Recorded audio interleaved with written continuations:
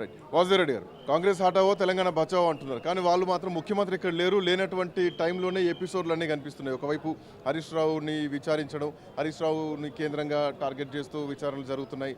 అసలు ఫోన్ ట్యాపింగ్కి హరీష్ రావుకి సంబంధం లేదు, ఆయన శాఖ కాదన్నది మీ వైపు నుంచి వినిపిస్తున్నటువంటి వాదనతో పాటు ఇప్పుడు కేటీఆర్ వరకు వచ్చింది. అంటే గతంలో ఎలక్షన్స్ వచ్చినప్పుడు విచారణలు అండ్ ఇప్పుడు మున్సిపల్ ఎలక్షన్ జరుగుతున్నటువంటి టైంలో విచారణలు. సో మున్సిపల్ ఎలక్షన్లో బీఆర్ఎస్ పార్టీ ఏమైనా కొంచెం తగ్గేటువంటి అవకాశం ఉంటుందా? ఎందుకంటే నిన్న కేటీఆర్ కూడా అదే అన్నారు, మున్సిపల్ ఎన్నికలకు మేము సిద్ధం అని చెప్పేసి. సో మున్సిపల్ ఎన్నికల కేంద్రంగానే ఈ విచారణలు జరుగుతున్నాయి అనుకోవచ్చా? ఎట్లా ఎదుర్కోబోతున్నారు?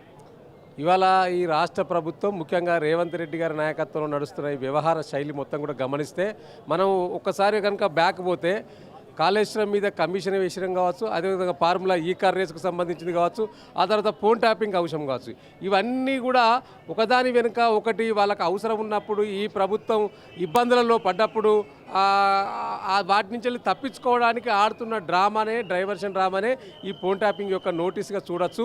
ఈ ముఖ్యంగా సర్పంచ్ ఎన్నికలు ఉన్నప్పుడు ఒక నోటీస్ వస్తుంది, మళ్ళీ మున్సిపల్ ఎన్నికలు ఉన్నప్పుడు మళ్ళీ ఒక నోటీస్ వస్తుంది, పార్లమెంట్ ఎన్నికలు ఉన్నప్పుడు ఇంకో రకమైన నోటీస్ వస్తుంది. అంటే ఈ నోటీసులతోటే ఈ 2 సంవత్సరాల్లో కాలం గడిపేస్తూ ఉన్నది తప్పితే ప్రజల కోణంలో ఆలోచించి పరిపాలన చేసే దిశగా ఈ ప్రభుత్వం ఆలోచిస్తలేదు. మీరు ఏమనుకుంటున్నారు అంటే మున్సిపల్ ఎన్నికల్లో ఇట్లా బిజీ పెట్టాలనుకుంటున్నది పార్టీని, కానీ మీరు ఎన్ని నోటీసులు ఇచ్చినా అక్రమంగా కేసులు బనాయించినా మా లక్ష్యం ఇలా తెలంగాణ ప్రజలకు ప్రయోజనం చేకూర్చే విధంగా పనిచేయడమే. కాబట్టి తప్పకుండా మీరు ఎంత డైవర్షన్ చేసినా ఆ డైవర్షన్ వైపు పోకుండా ఇవాళ మున్సిపల్ ఎన్నికల్లో ఇప్పటికే అనేక ఉమ్మడి జిల్లాల వారిగా రివ్యూలు మా పార్టీ వర్కింగ్ ప్రెసిడెంట్ కేటీఆర్ గారు చేసి ఉన్నారు. భవిష్యత్తులో కూడా దాని దిశగానే పనిచేస్తాం. కాబట్టి మీరు రేవంత్ రెడ్డి గారు ఏమనుకుంటున్నారంటే ఒక టాస్క్ ఇస్తాడు, ఆ టాస్క్లో ప్రతిపక్ష పార్టీని ప్రజలను అటువైపు తోచేయాలని ఒక ప్రయత్నం చేస్తా ఉన్నాడు. అటువైపు పోకుండా ఇలా మీరు చేస్తున్న అరాచకాలను, మీరు చేస్తున్న అవినీతిని తప్పకుండా బీఆర్ఎస్ పార్టీ ప్రతిపక్ష పార్టీగా ఎండగట్టడానికి మేము సిద్ధంగా ఉన్నాం. 6 గ్యారంటీలు, 13 అంశాలు, మీరు చేసిన అవినీతి వీటన్నిటిపైన ఒకదాని వెనుక ఒకటి తప్పకుండా బయట పెడతాం. రైట్, కేటీఆర్ ఇప్పుడే చేరుకున్నారు తెలంగాణ భవన్కి. సో తన భారీ కాన్వాయ్తో కేటీఆర్ ఇప్పుడే తెలంగాణ భవన్లోకి ఎంట్రీ ఇస్తున్నారు. సో ఒకవైపు హరీష్ రావు, కేటీఆర్ ఇద్దరు తెలంగాణ భవన్లోకి వస్తున్నారు. మనం చూడవచ్చు ఇప్పటికే వేలాదిగా కార్యకర్తలు, బీఆర్ఎస్ పార్టీ నాయకులంతా కూడా తెలంగాణ భవన్కు చేరుకుంటున్నారు. సో ఒకవైపు కేటీఆర్ కూడా ఇప్పుడే వస్తున్నారు. చూడొచ్చు మనం కేటీఆర్ చుట్టూ కూడా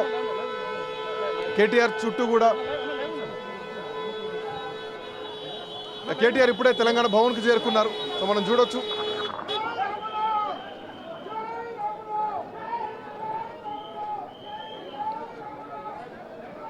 కేటీఆర్తో పాటు హరీష్ రావు కూడా ఉన్నారు కాన్వాయ్లో. సో కేటీఆర్, హరీష్ రావు ఇద్దరు తెలంగాణ భవన్కు చేరుకున్నారు.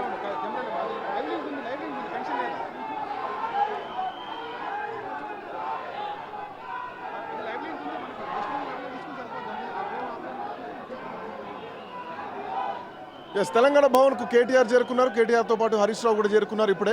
సో ఇక్కడ మీడియాతో మాట్లాడి ఇక్కడ నుంచి సిట్ కార్యాలయానికి బయలుదేరి వెళ్తారు. జూబ్లీహిల్స్ పోలీస్ స్టేషన్కి చేరుకుంటారు. సో ఇప్పటికే తెలంగాణ భవన్ చుట్టూ కూడా భారీగా పోలీసులు మోహరించారు. సో వందలాదిగా పోలీసులు మోహరించడం జరిగింది. తెలంగాణ భవన్ లోపల కూడా భారీగా టీఆర్ఎస్ కార్యకర్తలు వచ్చారు.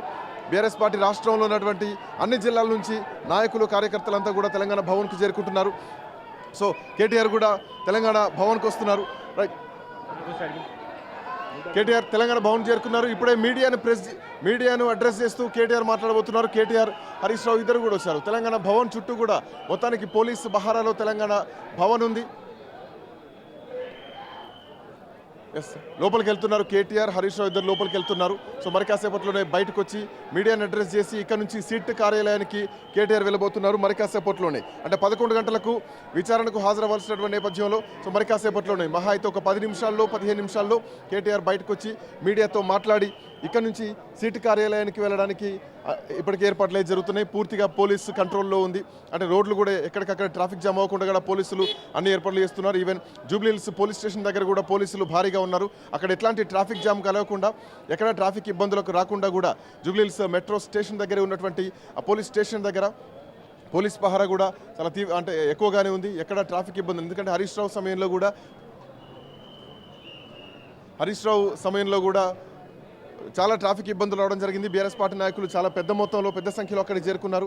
సో చేరుకున్నటువంటి క్రమంలో కూడా కొంతవరకు పోలీసులకు, అక్కడ బీఆర్ఎస్ పార్టీ కార్యకర్తలకు కొంత తోపులాటలు కూడా జరిగినాయి.